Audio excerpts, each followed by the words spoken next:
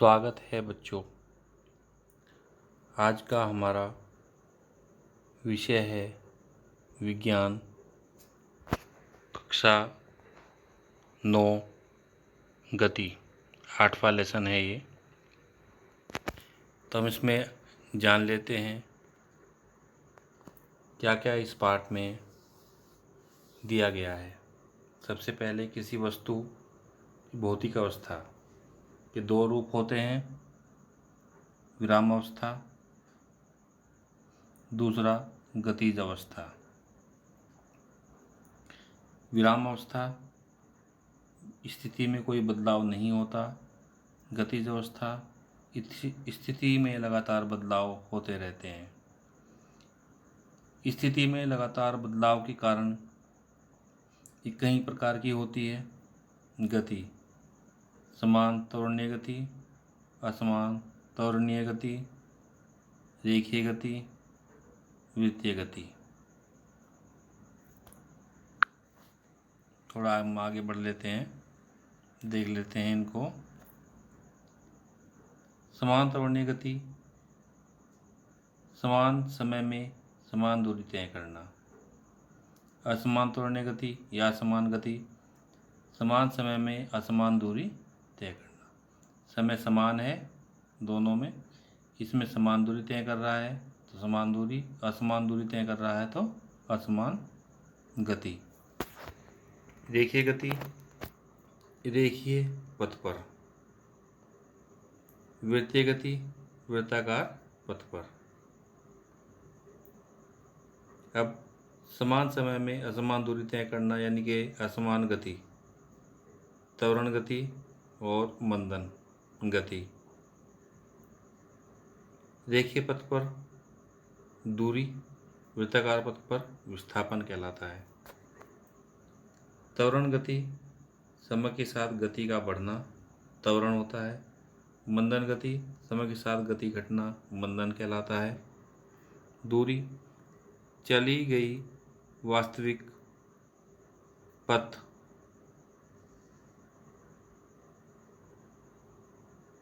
विस्थापन प्रारंभिक और अंतिम स्थिति के बीच न्यूनतम दूरी, प्रारंभ से लेके अंतिम तक की न्यूनतम दूरी। इसी तरह से समय के साथ जब गति बढ़ती है तो समान त्वरणीय गति असमान त्वरणीय गति कहलाती है। समय के साथ गति घटती है तो समान मंदित गति असमान मंदित गति कहलाती है। वास्तविक पथ पर है तो चाल कहलाती है। चाल दूरी, चली गई दूरी बटे समय, इसका सूत्र होता है। समात्रक मीटर प्रति सेकंड होता है, अदिश राशि होती है। न्यूनतम दूरी प्रारंभिक स्थिति और अंतिम स्थिति के बीच की जो न्यूनतम दूरी है वो वेग कहलाती है। वेग विस्थापन बटे समय होता है, इसका मात्रक मीटर प्रति सेकंड होता है, सदिश राशि होती है। तो थी इस लेसन की हाइलाइट्स। अब हम बात कर लेते हैं गति के समीकरण की। गति के समीकरण, गति के समीकरण 3 होते हैं, 1, 2 और 3। गति के समीकरण न्यूटन ने प्रतिपादित किए थे। पहला समीकरण होता है v equal to u plus a t. दूसरा है s equal to u t plus half a t square.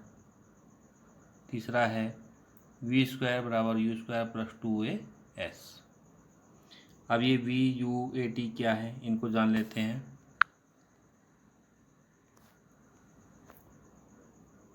v for अंतिम वेग, u फॉर आरंभिक वेग, स्मॉल a त्वरण, स्मॉल t लिया गया समय, स्मॉल s तय की गई दूरी। ये इन को रिप्रेजेंट करते हैं, ये इनके प्रतीक हैं। विरामावस्था में कोई वस्तु, क्या है विरामावस्था, इसको जान लेते हैं। कोई वस्तु विरामावस्था में तब कहलाती है जब उसकी स्थिति में किसी एक बिंदु के सापेक्ष कोई बदलाव न हो रहा हो। तो किसमें कहलाएगी? आप देखिए, जैसे ये कोई व्यक्ति यहाँ खड़ा है और यहाँ सड़क से कोई बस या कोई वस्तु आगे बढ़ती जा रही है, तो इसकी तुलना में ये क्या है? विरामावस्था में है। बस गति अवस्था में है।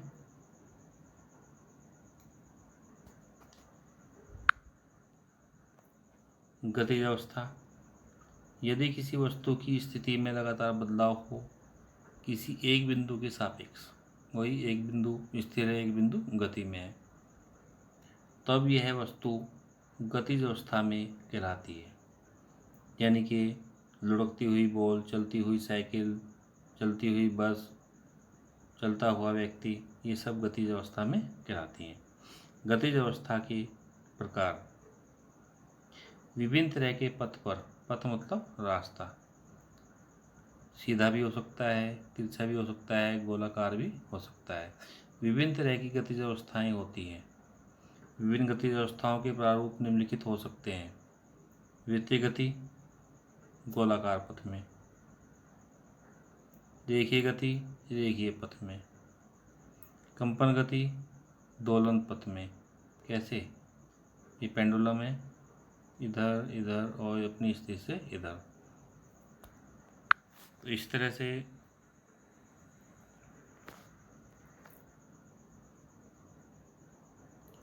यदि किसी भौतिक इकाई का केवल परिमाण हो, दिशा न हो, तब वह भौतिक राशि अदिश राशि कहलाती है। ये अदिश राशि है।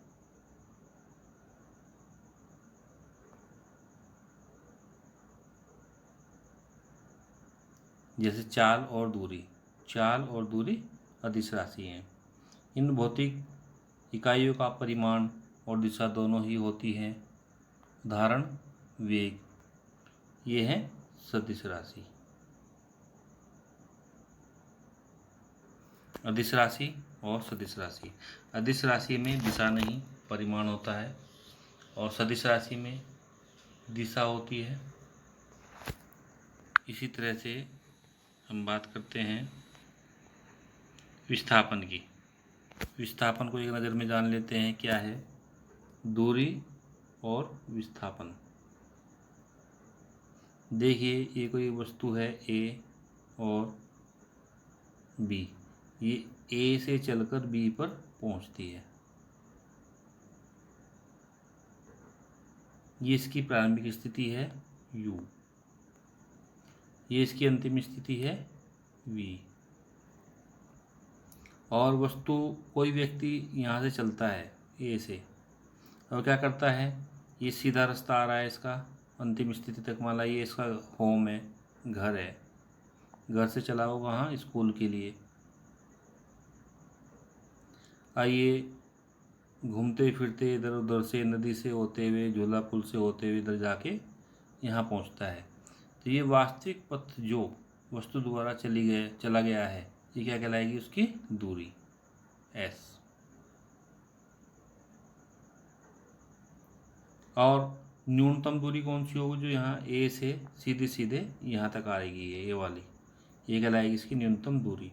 न्यूनतम दूरी क्या कहलाता है? विस्थापन। माना ये व्यक्ति यहाँ से चला, एक सेकंड हम इसको ऐसे ले लेते हैं, समझ लेते हैं। ये इसकी दिशाएं हैं,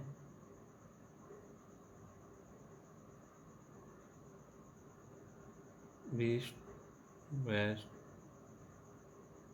नॉर्थ और साउथ। अब ये व्यक्ति यहाँ पर है, इसकी अंतिम स्थिति है यहाँ, और यहाँ है इसका स्कूल, इसका होम है और ये इसका स्कूल है। इस व्यक्ति को पहले ये 1 किलोमीटर इधर गया, फिर इधर गया, फिर इधर गया, फिर इधर गया, फिर यहाँ आ गया। अब जो इसका वास्तविक पथ है वो तो ये है, यहाँ से घूम के जाना यहाँ, ठीक है। अब और जो इसका न्यूनतम दूरी है, तो ये जो वास्तविक दूरी है ये कहलाएगी s दूरी। और अगर हम इसका विस्थापन नापेंगे तो हम इसे यहाँ से यहाँ सीधे सीधे नापेंगे, ये क्या कहलाएगी इसकी विस्थापन।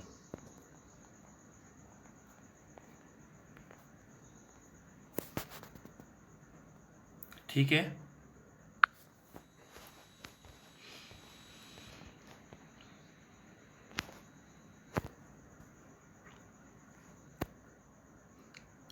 चलिए नेक्स्ट अगली वीडियो में समझेंगे। तब तक के लिए इतना ही। Thank you.